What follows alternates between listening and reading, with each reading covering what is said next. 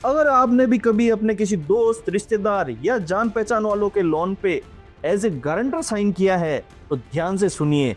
अगर उसने 6 महीने तक ईएमआई नहीं भरी तो बैंक किसके पीछे आएगा? मैं हिंट देता हूँ, वो सीधा आपके घर आएगा और उस दिन ना दोस्ती काम आएगी ना ही रिश्तेदारी। आज का ये वीडियो आपकी पूरी फाइनेंशियल लाइफ बचा सकता है, क्योंकि लोन गारंटर पर सिग्नेचर सिर्फ हेल्प ही नहीं है, ये एक लीगल ट्रैप है। सिर्फ आपके एक सिग्नेचर से आपका क्रेडिट स्कोर, आपकी सैलरी, यहाँ तक कि आपका बैंक अकाउंट भी फंस सकता है। आज के वीडियो में आप जानेंगे एक रियल केस स्टडी जहां एक आदमी ने सिर्फ गारंटी देकर 4 लाख के कर्ज में डूब गया, और बैंक का ऐसा हिडन क्लोज लोन लेते वक्त जो बैंक आपको क्लियर शब्दों में नहीं बताते। एंड में एक ऐसा खतरनाक सच जिसे जानने के बाद आप लोन की गारंटी देने से पहले 100 बार सोचोगे। तो वीडियो को एंड तक जरूर देखना, क्योंकि जो लास्ट में है वही सबसे खतरनाक है। पहला कड़वा सच। एक बात आप क्लियरली समझ लीजिए, जब भी आप किसी लोन पे एज ए गारंटर साइन करते हैं तो वो किसी की सपोर्ट या सिर्फ हेल्प ही नहीं होता। लोन गारंटी का मतलब है कि आप उस लोन में उतने ही रेस्पॉन्सिबल है लीगली जितना कि बोरोवर। अगर बोरोवर ने 10 लाख का लोन लिया है और उसने टाइमली ईएमआई नहीं भरी तो बैंक आपको कॉल करेगा, क्योंकि बैंक की नजरों में आप सेकंड बोरोवर हो। ये कोई डराने की कहानी नहीं है। बैंकिंग डेटा और लीगल फीलिंग्स के मुताबिक हर साल भारत में लाखों गारंटर्स को लीगल नोटिस मिलते हैं। उसके बाद क्या होता है? आपका क्रेडिट स्कोर गिरता है, आपको खुद का लोन लेने में बहुत प्रॉब्लम आती है, बैंक आपके अकाउंट से रिकवरी कर सकता है बिना आपसे पूछे, और वर्स्ट केस में आपको लीगल नोटिस मिलता है। अब मैं आपको राजेश की कहानी बताता हूँ।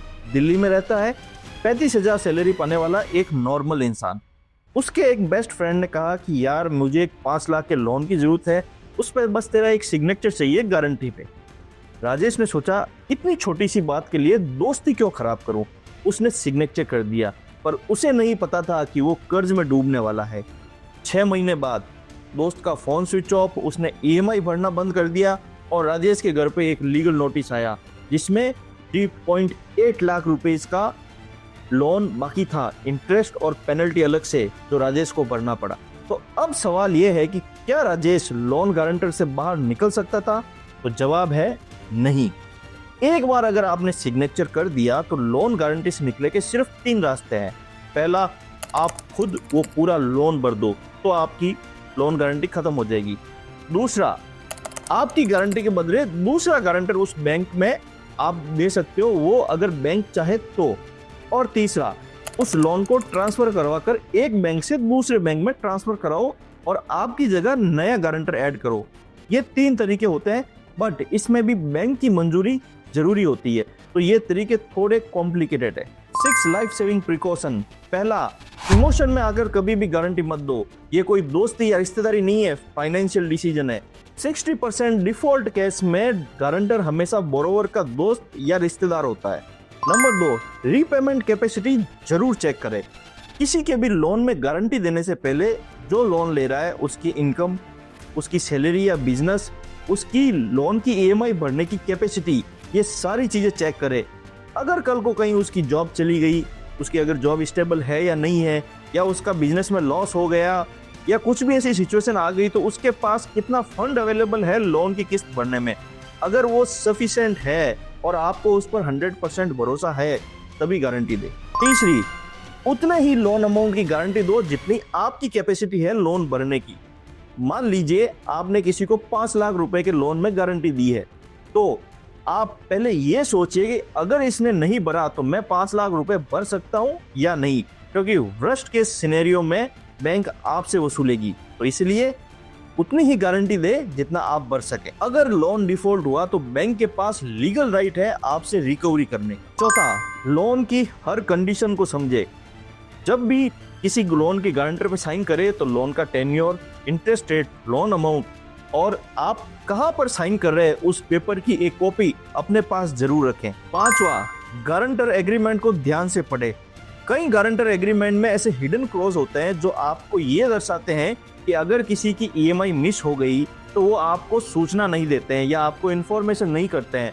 तो आप क्लियरली एग्रीमेंट में लिखो कि इसकी ईएमआई की अपडेट मुझे टाइमली मिलती रहे, एक भी ईएमआई मिस हुई तो आपको नोटिफिकेशन मिले।